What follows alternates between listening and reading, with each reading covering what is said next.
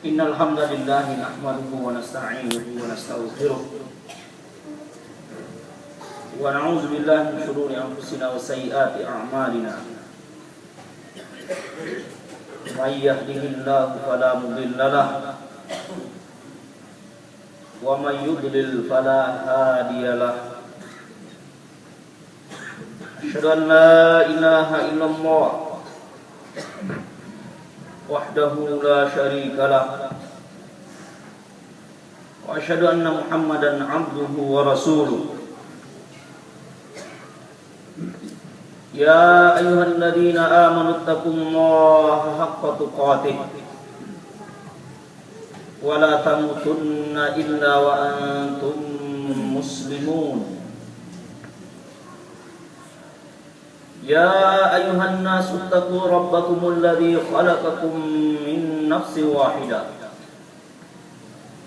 wa khalaqa minha zawjaha wa batta minhuma rijalan katsiran wa nisaa'a wattaqullaha alladzi tasaaluna bihi wal arham innallaha kana 'alaykum raqiba. Ya ayyuhalladzina amanu taqullaha wa qulu qawlan sadida yuslih lakum a'malakum wa yaghfir lakum dhunubakum wa may yuti'illaha wa rasulahu faqad faza fawzan 'azima. Amma ba'd, fa inna asdaqal hadithi kitabullah wa khairal hadi hadi Muhammadin sallallahu alaihi wasallam wa syarrul umuri muhdatsatuha wa kullu muhdatsatin bid'ah wa kullu bid'atin dhalalah wa kullu dhalalatin finnar. Wa ba'd, ayyuhal muslimun a'azzakumullah, inni usikum wa nafsi bi taqwallah qad faza man ittaqa fid dunya wal akhirah.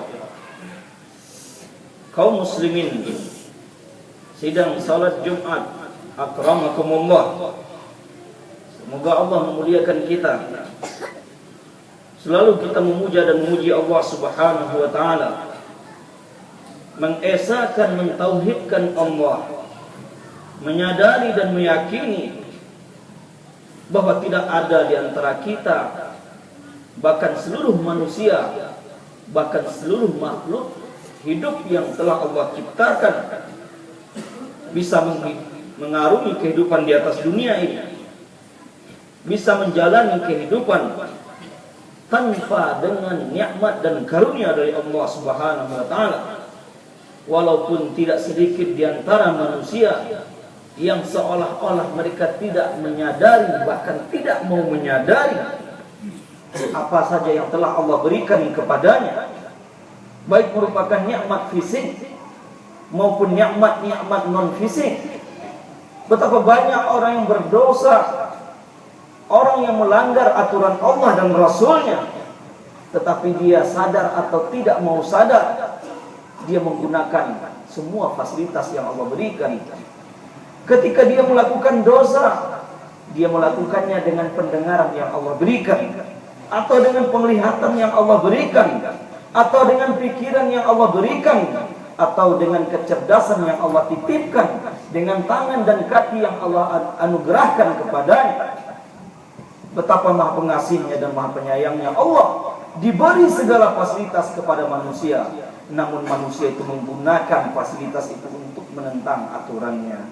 Oleh sebab itu kaum muslimin, kita sebagai manusia yang beriman, manusia yang mengaku sebagai muslim dan ada ketundukan hati untuk beribadah, untuk tunduk dan patuh kepada Allah Subhanahu wa taala, selalulah bersyukur dengan lisan kita, dengan segala apa yang telah Allah berikan kepada kita, yaitu dengan melakukan ketaatan. Bagaimana kita menjadikan mata, telinga, tangan dan seluruh yang Allah berikan sebagai sarana untuk taat, dan itulah pengertian dari syukur yang hakiki. Karena kesyukuran yang terucap, yang tidak diiringi dengan ketundukan hati dan kesolehan anggota tubuh, bukanlah kesyukuran yang bermakna. Terlebih lagi kaum muslimin, khatib selalu mengingatkan setiap khatib khutbah, ingat dan sadarilah bahwa nikmat yang paling mahal yang Allah berikan kepada manusia, yang tidak bisa dibandingkan dengan nikmat yang lain, betapapun banyaknya dan tingginya, adalah ketika Allah memberikan ke dalam lubuk hati seorang manusia keimanan yang diiringi dengan rasa ingin beribadah dan taat kepada Allah Subhanahu wa taala. Inilah yang sebenarnya menjadi jaminan kebahagiaan bagi manusia, baik di dunia apalagi kelak di kuburan dan di alam hari kiamat kelak. Semoga Allah memberikan kepada kita keimanan selama hidup kita di atas dunia ini, dan Allah berikan keimanan dan keteguhan ketika kita berpisah, ketika nyawa kita dicabut oleh Allah Subhanahu wa taala. Selanjutnya salawat dan salam untuk Rasulullah sallallahu alaihi wasallam. Allahumma salli ala Muhammad wa ala ali Muhammad kama sallaita ala Ibrahim wa ala ali Ibrahim innaka Hamidum Majid. Manusia yang Allah beri kelebihan, keutamaan yang tidak satupun manusia yang bisa menandinginya, Allah berikan kepada Rasulullah hak dan wewenang. Allah pilih Nabi sebagai Rasul dan Nabi terakhir. Semua umat Islam pasti mengakui Nabi Muhammad sebagai Rasul dan Nabi terakhir. Karena apabila seorang tidak mengakui, maka dia tidaklah orang yang beriman. Tetapi hanya sebatas itu kaum muslimin, sidang salat Jumat rahimakumullah, a'azzakumullah, tentu tidak. Karena Abu Bakar misalnya mendapatkan kemuliaan, Umar mendapatkan kemuliaan, Uthman, Ali, Talha, Zubair, dan deretan sahabat yang lainnya. Para ulama-ulama kita terdahulu mendapatkan kemuliaan bukan dengan sekedar berucap menjadi umat Nabi Muhammad SAW, tetapi ucapan itu dia buktikan dengan amalan nyata, dengan perbuatannya, benar-benar menjadikan Rasulullah SAW ahabbun nasu ilaihi wa lan nasa siwahu ahabba ilaihi.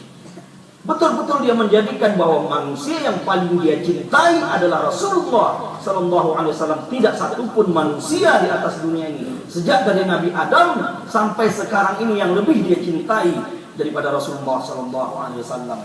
Dan inilah kalau kita mau jujur kaum muslimin, dilema umat Islam di zaman sekarang. Mereka mengaku memiliki kitab suci satu, mereka mengaku menyembah Allah satu, mereka mengaku menjadi umat Nabi Muhammad, mereka mengaku bahwa menjadi pengikut Rasulullah yang sama-sama mengikut Rasulullah. Tetapi kenapa antara satu dan lainnya tidak ada kecocokan? Kenapa satu dengan lainnya sering terjadi pertikaian, bahkan sampai kepada permusuhan? Inikah yang diajarkan oleh Rasulullah? Jawabannya jelas tidak. Ketika terjadi pertikaian, permusuhan, yakinilah kaum muslimin bahwa ada di antara umat Islam yang mengaku pengikut Rasulullah itu tidak mengamalkan apa yang diajarkan oleh Rasulullah. Kalau semua umat Islam mengamalkan apa yang diajarkan oleh Rasulullah, maka dia tidak akan bermusuhan, maka dia tidak akan bertikai, maka dia tidak akan berbunuh-bunuhan. Semoga kita yang berhadir pada khususnya Allah berikan tambahan taufik dan hidayah, lalu muncul di dalam hati kita keinginan yang jujur dan tulus untuk benar-benar mengikuti apa saja yang telah disampaikan oleh Rasulullah SAW, tanpa tendensi, tanpa pandangan, tanpa pertimbangan-pertimbangan kelompok, tanpa pertimbangan-pertimbangan latar belakang, lingkungan, dan lain sebagainya. Simbol kita adalah Al-Quran wa Sunnah ala ma 'allamahu Rasulullah SAW. Kita siap mengikuti Al-Quran dan Sunnah sesuai dengan yang ditunjukkan, yang diajarkan oleh Rasulullah Sallallahu Alaihi Wasallam. Kaum muslimin, sidang salat Jumat rahimakumullah, Allah Subhanahu Wa Taala berfirman di dalam surat yang sama-sama sudah kita hafal. A'udzu billahi minasyaitonir rajim. Bismillahirrahmanirrahim. Inna a'tainakal kautsar. Sesungguhnya kami telah memberikan kepadamu wahai Muhammad nikmat yang banyak. Kitabun lin nabi, kitabun li ummatihi. Apabila ada di dalam ayat Al-Quran yang ditujukan kepada Nabi, maka maksudnya bukan khusus kepada Nabi saja, melainkan juga meliputi kepada umat. Inna a'tainakal kautsar fashalli li rabbika wanhar. Maka hendaklah engkau salat dan menyembelih. Inna syani'aka huwal abtar. Sesungguhnya orang yang syani', yang mencela, yang mencacimu, huwal abtar, mereka lah akan mendapatkan laknat, mereka lah akan celaka. Hari kemarin kaum muslimin merupakan hari yang bersejarah dalam kehidupan setiap umat Islam. Hari kemarin merupakan hari besar, sehingga di dalam bahasa Arab disebut dengan Idul Akbar, hari raya besar. Walaupun kadang-kadang ada kesalahan yang terjadi di sebagian kaum muslimin karena mungkin pengaruh kebiasaan, pengaruh lingkungan dan lain sebagainya, seolah-olah hari raya Idul Fitri itulah hari raya besar. Tapi sebenarnya hari raya besar adalah Idul Adha. Walaupun kegembiraan kita umat Islam di Indonesia mesti terpecah dengan adanya dua hari raya di negeri ini.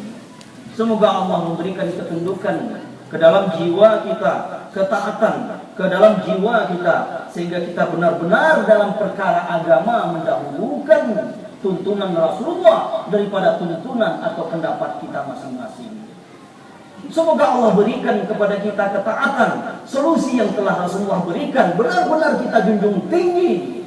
Kita tidak akan mencari solusi, melainkan solusi yang telah diberikan oleh Rasulullah dalam menetapkan hari raya dan juga dalam menetapkan bulan Ramadan. Kaum muslimin sedang salat Jumat, a'azzakumullah. Hari raya Kurban adalah rutinitas yang selalu dilaksanakan oleh umat Islam, bukan saja di negeri ini, bahkan di mana saja tanah atau bumi di sana ada umat Islam. Khatib tidak akan berbicara tentang bagaimana kronologis ibadah kurban, bagaimana fikih dan aturan-aturan Islam dalam berkorban, begitu juga tentang hari raya. Tetapi izinkan pada kesempatan yang tidak terlalu lama ini, kita mengambil dari sekian banyak hikmah yang bisa kita ambil dari Idul Adha dan juga Udhiyah atau hari raya korban. Kita mengambil ada sebuah makna yang sangat besar yang bisa dipetik oleh setiap orang yang menggunakan akal dan pikirannya ketika dia merayakan, ketika dia melalui hari raya kurban. Baik saudara-saudara kita yang Allah berikan kelapangan rezeki, kesehatan badan, kesempatan yang berangkat ke tanah suci, semoga Allah menerima mereka-mereka yang wafat di tanah suci sebagai orang-orang yang syahid, terutama mereka yang ditimpa musibah. Dan semoga mereka, saudara-saudara kita yang berangkat ke tanah suci, yang kembali ke tanah air, Allah terima haji mereka dan Allah berikan kepada mereka haji yang mabrur. Dan semoga dosa-dosa mereka dan dosa-dosa kita tentunya Allah ampuni. Begitu juga dengan saudara-saudara kita yang Allah berikan kelapangan, lalu dia mampu untuk berkorban sebagai bukti ketaatan kepada Allah. Semoga korban-korban saudara-saudara kita ini diterima oleh Allah sebagai amalan soleh yang akan meningkatkan atau memberatkan timbangan kebaikan mereka kelak pada hari kiamat. Amin ya rabbal alamin. Hari raya korban, makna yang bisa kita petik kaum muslimin adalah makna berkorban dalam bahasa Indonesia atau hiyah di dalam bahasa Arabnya, bahwa setiap muslim yang memahami agama ini, dia harus mengerti bahwa ketika menganut Islam sebagai agama, bahwa ketika ini menjadi seorang muslim yang hakiki, bahwa ketika ini menjadi pengikut setia Rasulullah, dia harus siap berkorban demi mempertahankan, demi menjalankan, demi mendakwahkan, demi mensyiarkan agama ini. Seorang muslim tidak cukup dengan hanya dia sholat, hanya berpuasa, hanya haji, hanya membayar zakat, lalu dia tidak pernah berpikir untuk berkorban demi kepentingan Islam wal muslimin, karena itu sebenarnya keislamannya belum sempurna. Maka setiap kita kaum muslimin mesti terfikir di dalam kepala kita, mada qaddamtu lil islami wal muslimin, apa yang bisa aku persembahkan untuk Islam dan orang-orang Islam. Karena Islam tidak mengajarkan umatnya untuk berpikir tentang dirinya saja, tidak berpikir tentang anak dan istrinya saja. Berpikir tentang diri, anak dan istri merupakan hal yang dianjurkan, tetapi berpikir tentang diri dan anak istri saja merupakan hal yang tidak dianjurkan. Setiap muslim mesti menyadari kenapa Rasulullah SAW bercapek-capek mengeluarkan segala, mengorbankan segala apa yang dimilikinya. Bukankah dia kekasih Allah? Bukankah Rasulullah SAW orang yang dicintai oleh Allah? Mungkin saja barangkali Allah memberikan perubahan secara otomatis tanpa harus membuat Rasulnya letih, capek, dan segala macamnya. Ini membuktikan kalau manusia terbaik di atas dunia ini mesti berkorban. Berkorban waktu, berkorban harta, berkorban pikiran, berkorban tenaga. Apalagi kita sebagai manusia yang tidak dipilih oleh Allah Subhanahu wa Ta'ala.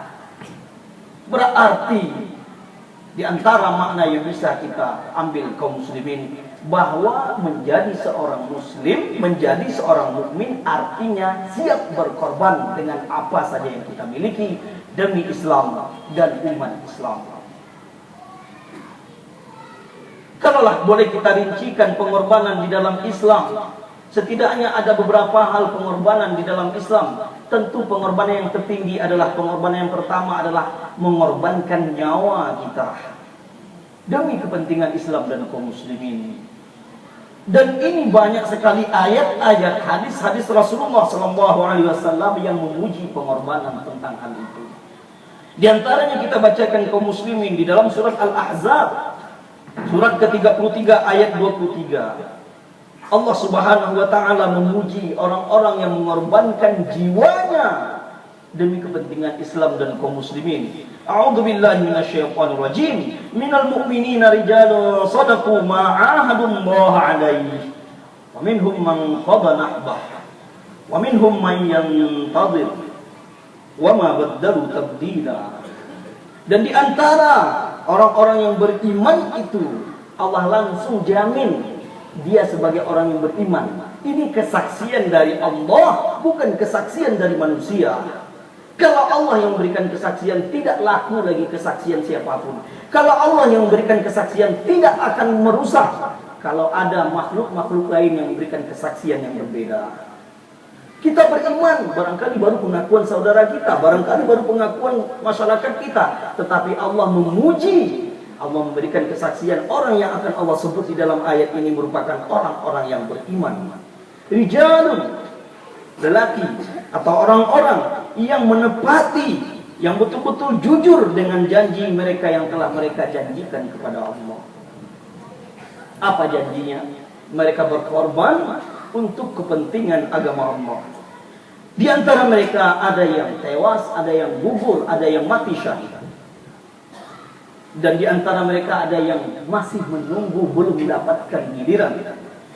Wa ma baddalu tabdila, dan selama-lamanya mereka tidak pernah merubah janji yang telah terucapkan kepada Allah Subhanahu wa Ta'ala.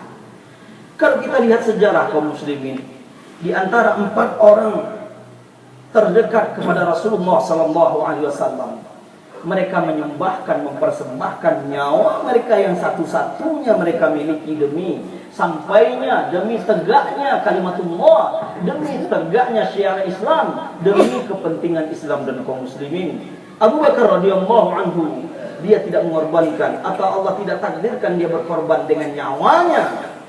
Tetapi lihatlah Umar radhiyallahu anhu, lihatlah Utsman radhiyallahu anhu, lihatlah Ali radhiyallahu anhu.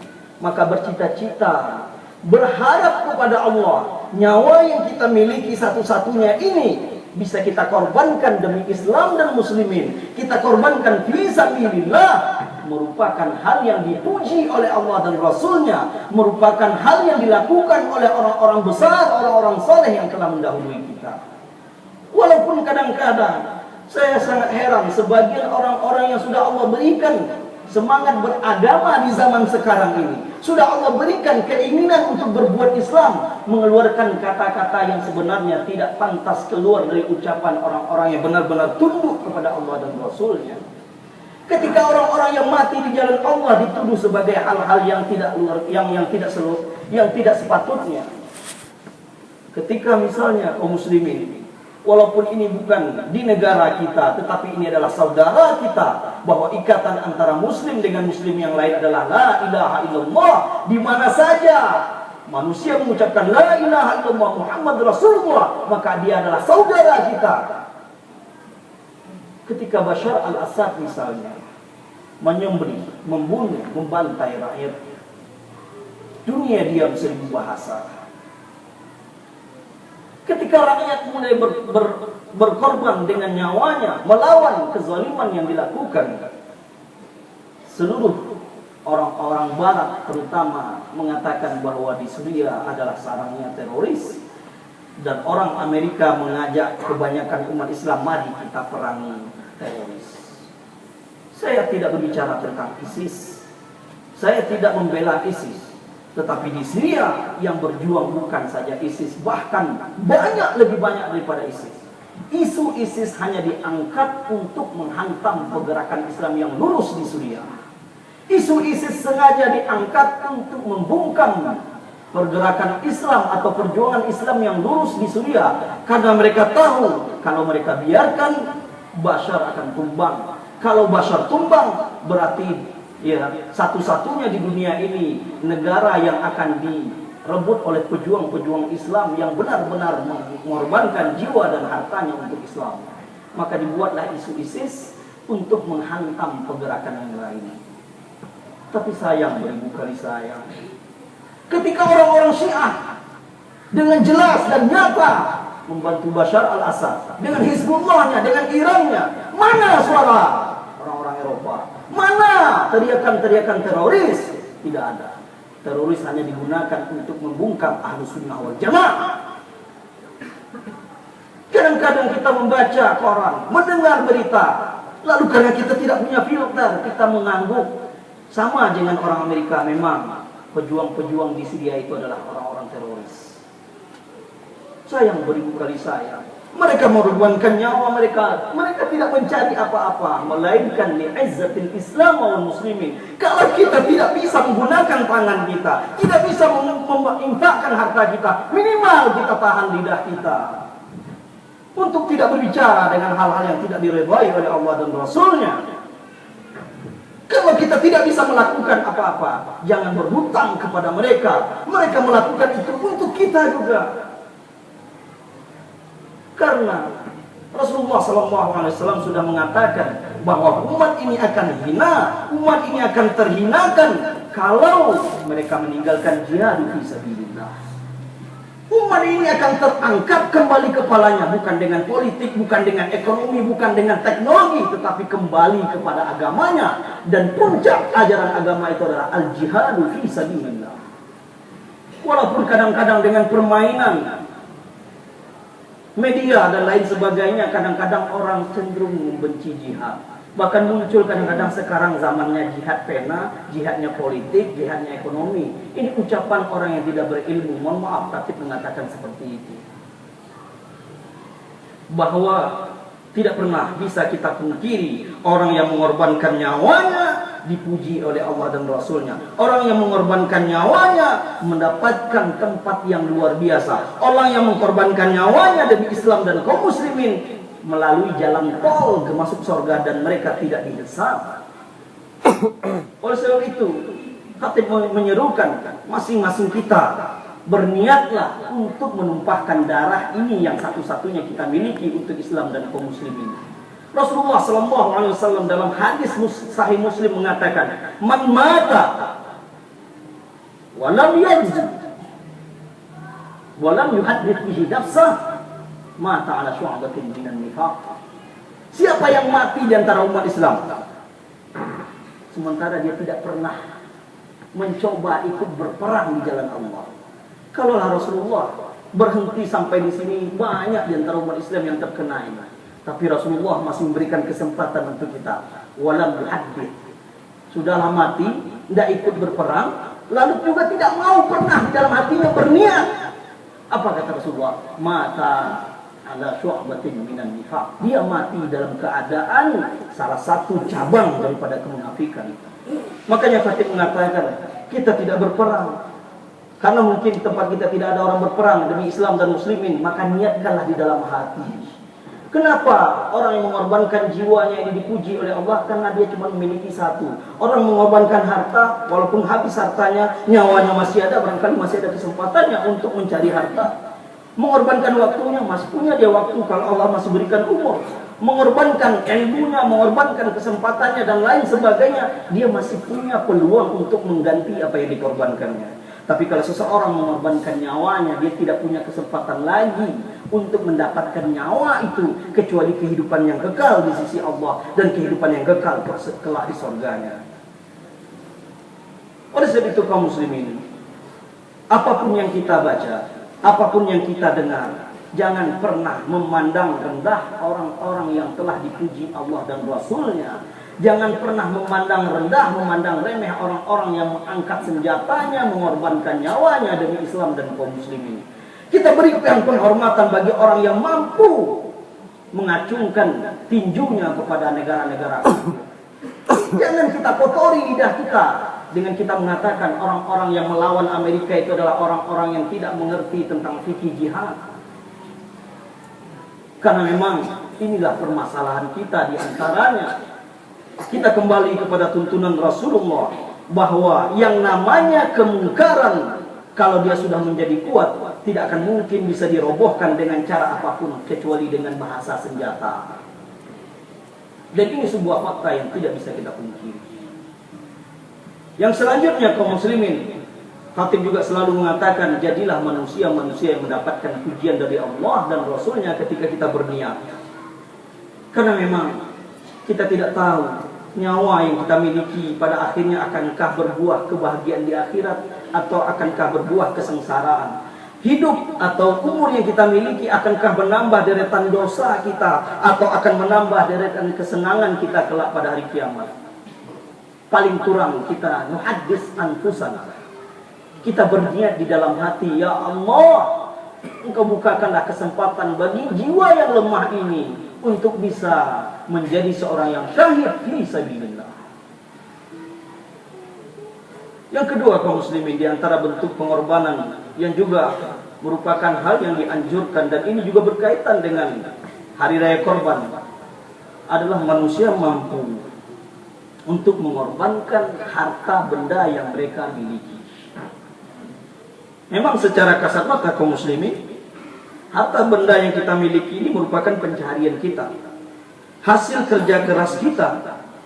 Tetapi sebenarnya apa yang kita miliki itu merupakan titipan dari Allah Subhanahu wa taala. Makanya kita berdoa kepada Allah Subhanahu wa taala agar Allah berikan ke dalam lubuk hati kita rasa kaya, rasa tidak butuh kepada dunia, seperti yang telah dicontohkan oleh Abu Bakar, telah dicontohkan oleh para sahabat-sahabat yang lain. Ketika benar-benar dunia itu ada di tangan mereka, ketika dunia ada di tangan mereka, mereka mampu menggunakannya untuk kepentingan apa saja. Tetapi mereka tidak pernah menjadikan dunia di dalam hati mereka. Kalau dunia di dalam hati kita kaum muslimin, kita akan berat melakukannya. Terbayang oleh kita susahnya kita mencari uang. Terbayang di dalam kepala kita bagaimana kita masih banyak membutuhkan kebutuhan ini dan itu. Dan hari raya korban sebenarnya mendidik jiwa kita untuk bisa berkorban dengan hartanya. Allah Subhanahu wa taala mengatakan di dalam surat Muhammad surat ke-47 ayat 38. A'udzu billahi minasyaitonir rajim. Ha antum haula'i tud'auna litunfiqu fi sabilillah wa minkum may yabkhal wa may yabkhal fa innama yabkhalu an nafsihi wallahul ghani wa antumul fuqara. Wa in tatawallaw yastabdil qauman ghairakum thumma la yakunu amsalakum. Ingatlah, kalian adalah orang-orang yang diajak untuk menginfakkan harta kalian di jalan Allah. Lalu ada di antara kalian orang-orang yang kikir, orang-orang yang tidak mau, orang-orang yang bakhil. Orang-orang yang kikir tersebut pada hakikatnya dia adalah kikir untuk dirinya sendiri, bakhil untuk dirinya sendiri. Sesungguhnya Allah dan Allah Maha Kaya, sementara kalian wahai manusia adalah orang-orang yang fakir, orang-orang yang membutuhkan. Dan jika kalian berpaling, niscaya Allah akan mengganti kalian dengan kaum yang lain. Kemudian kaum yang menjadi ganti kalian itu tidak melakukan apa yang kalian lakukan.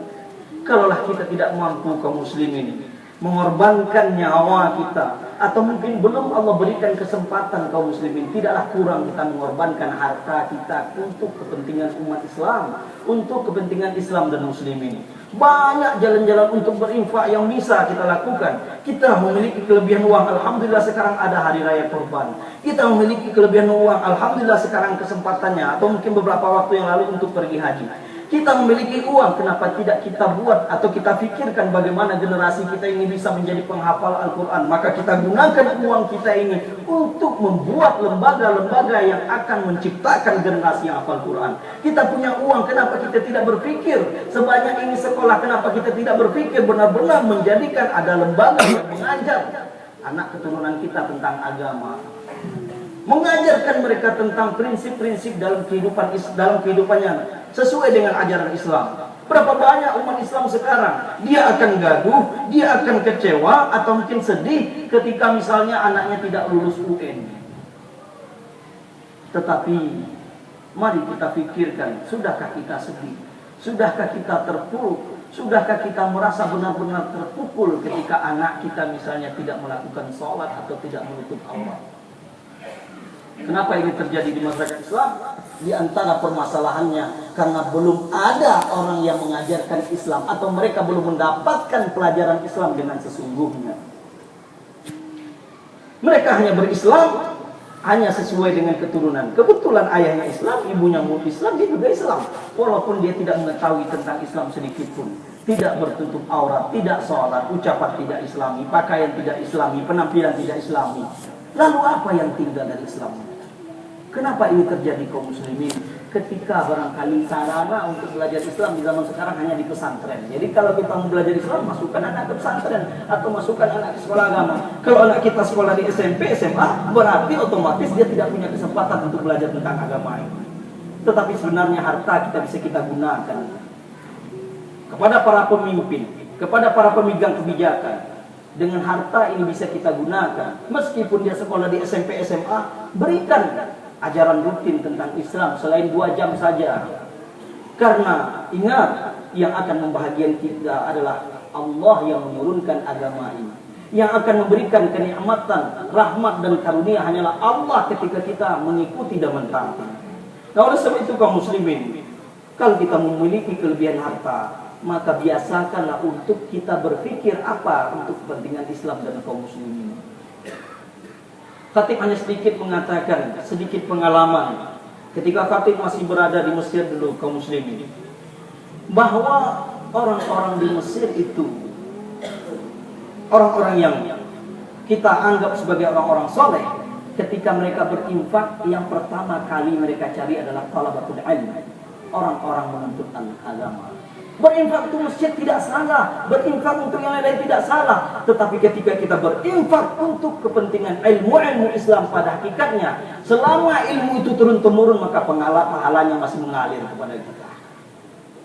Jadi makanya ribuan mahasiswa asing di situ bisa diberikan beasiswa bukan karena negaranya, tetapi banyak orang-orang saleh. Kalau mereka mau berinfak, mereka akan cari dulu penuntut ilmu. Kalau tidak dapat penuntut ilmu, barulah mereka mencari kesempatan yang lain. Ini merupakan hal berpikir yang sangat baik kaum muslimin. Tapi tidak mengatakan tidak usah berinfak ke masjid, tidak. Berinfaklah ke masjid, tapi harus kita berpikir bahwa Islam ini akan bisa dipahami. Berapa banyak orang yang datang ke masjid kaum muslimin yang mau dengar pengajian? Tidak banyak. Kalau pengajian seperti salat Jumat ini betapa baiknya, tapi itu tidak pernah terjadi. Maka tidak ada solusi yang harus kita lakukan, melainkan kita membuat lembaga-lembaga. Kalau negara, pemerintahan tidak membuatnya, berpikirlah orang-orang yang Allah berikan kelebihan harta untuk membuat lembaga mengajarkan agama kepada anak keturunan kita. Yang ketiga kaum muslimin, ini juga pengorbanan yang tidak kalah pentingnya adalah mengorbankan perasaan kita demi menjalankan agama ini. Kalau kita lihat Rasulullah SAW, di antara pengorbanan yang berat yang dia korbankan adalah korban perasaan. Kenapa begitu? Sebelum Rasulullah SAW membawa risalah, membawa wahyu kebenaran dari Allah Subhanahu wa taala, beliau adalah manusia yang dipuja dan dipuji oleh masyarakat Mekah. Bahkan seluruh orang Mekah akan menjadi bangga menjadi penduduk Mekah karena di situ ada Al-Amin Rasulullah SAW yang ketika itu belum menjadi nabi. Beliau dipuji, beliau disanjung, beliau dimuliakan. Tetapi ketika kebenaran yang Allah turunkan dan Allah wajibkan kepada beliau untuk disampaikan, sanjungan berubah menjadi cacian, pujian berubah menjadi penghinaan. Orang yang paling ditinggikan sekarang diinjak-injak. Kadang-kadang ini merupakan hal yang harus kita pelajari. Bagaimana Rasulullah mengorbankan dari hal yang dipuji. Kadang-kadang berapa banyak di antara kita takut menjalankan ajaran agama, takut nanti dicela orang, takut disisihkan orang, takut dipandang orang ini dan itu. Rasulullah SAW tidak memperdulikan itu.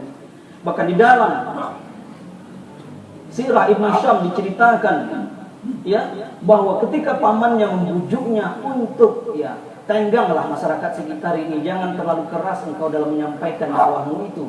Rasulullah SAW, ya paman, seandainya mereka mampu menertakkan matahari di tangan kananku dan bulan-bulan di tangan kiriku, mereka mampu meletakkannya untuk menghentikan aku berdakwah menyampaikan kebenaran, aku tidak akan pernah meninggalkannya sampai Allah binasakan diriku atau mereka.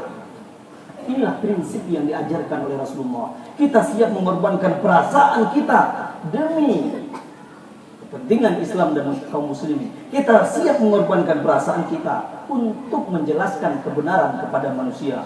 Oleh sebab itu kaum muslimin, masih banyak lagi pengorbanan-pengorbanan yang lain. Sebagai kesimpulannya, bagaimana kita melatih diri kita memahami agama ini dengan baik, dan ketika itu kita mendidik jiwa kita, kita siap berkorban untuk kepentingan Islam dan kaum muslimin. Apapun bentuk pengorbanan itu, apa yang kita miliki merupakan hal yang murah dibandingkan dengan surga dan pahala yang Allah berikan. Fa'tabiru ya ulil absar la'allakum turhamun.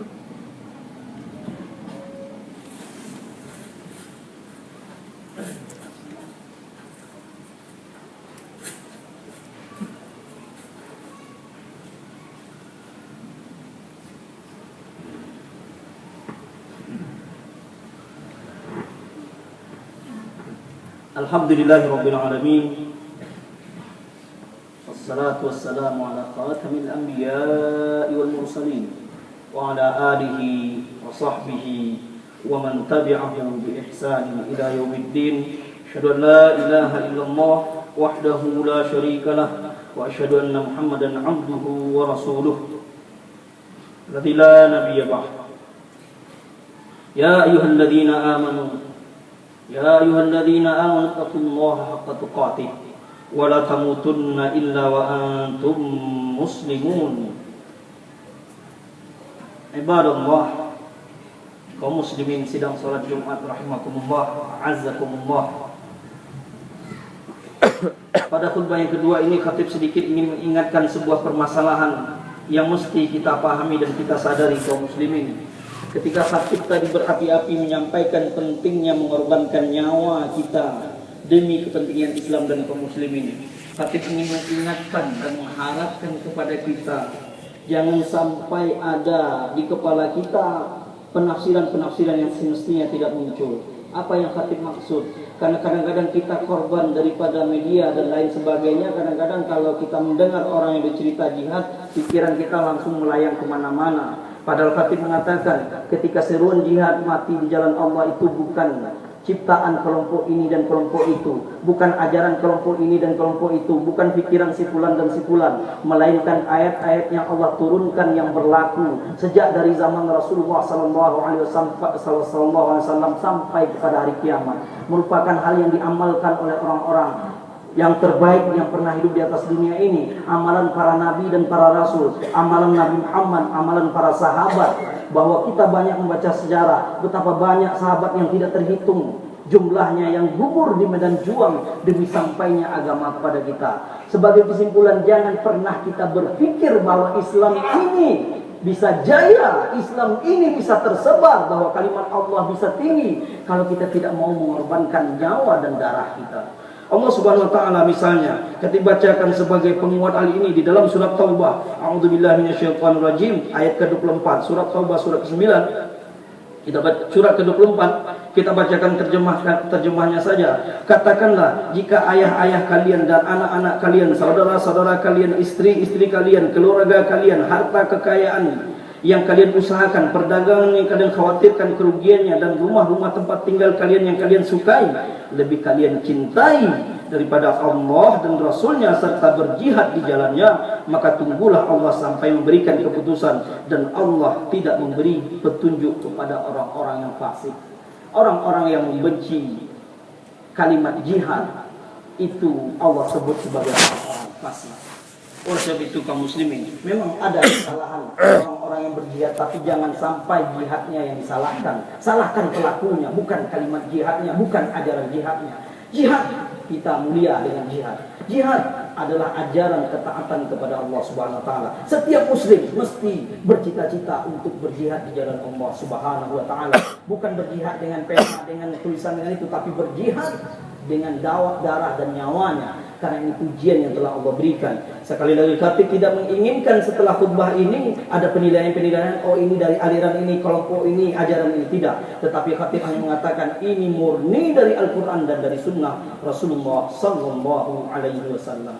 Inna Allah wa malaikatahu yusalluna 'alan nabi ya ayyuhalladzina amanu sallu 'alaihi wa sallimu taslima. Allahumma salli 'ala Muhammad wa 'ala ali Muhammad kama shallaita 'ala Ibrahim wa 'ala ali Ibrahim innaka Hamidum Majid. Allahumma barik 'ala Muhammad wa 'ala ali Muhammad kama barakta 'ala Ibrahim wa 'ala ali Ibrahim innaka Hamidum Majid. A'udzu billahi minasyaitonir rajim. Bismillahirrahmanirrahim. Allahumma ighfir lil muslimina wal muslimat والمؤمنين والمؤمنات الأحياء منهم والأموات إنك سميع مجيب الدعوات. اللهم أعزنا بالإسلام، اللهم أعزنا بالإسلام، اللهم أعز الإسلام بنا، اللهم أعز الإسلام بنا برحمتك يا قوي يا عزيز. اللهم رد المسلمين إلى دينهم ردا جميلا، اللهم رد المسلمين إلى دينهم ردا جميلا. اللهم حبب إلينا ما حببته برحمتك يا أرحم الراحمين. اللهم أحبب إلى قلوبنا ما أحبته يا الله يا أرحم الراحمين. ربنا ظلمنا أنفسنا وإن لم تغفر لنا وترحمنا لنكونن من الخاسرين. اللهم أعز الإسلام والمسلمين وأذل الكفر والكافرين وأذل الشرك والمشركين. اللهم أعز الإسلام والمسلمين. اللهم انصر إخواننا المجاهدين في كل مكان. اللهم انصر إخواننا المجاهدين في سوريا وفي العراق وفي اليمن وفي فلسطين وفي كل مكان أنت تعلمه ونحن لا نعلمه.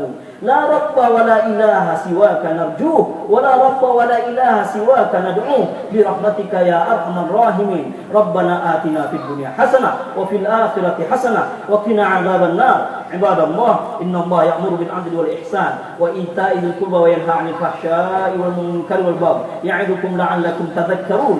اذكروا الله يذكركم ولذكر الله أكبر. أقيموا الصلاة إن الصلاة كانت على المؤمنين كتابا موقوتا.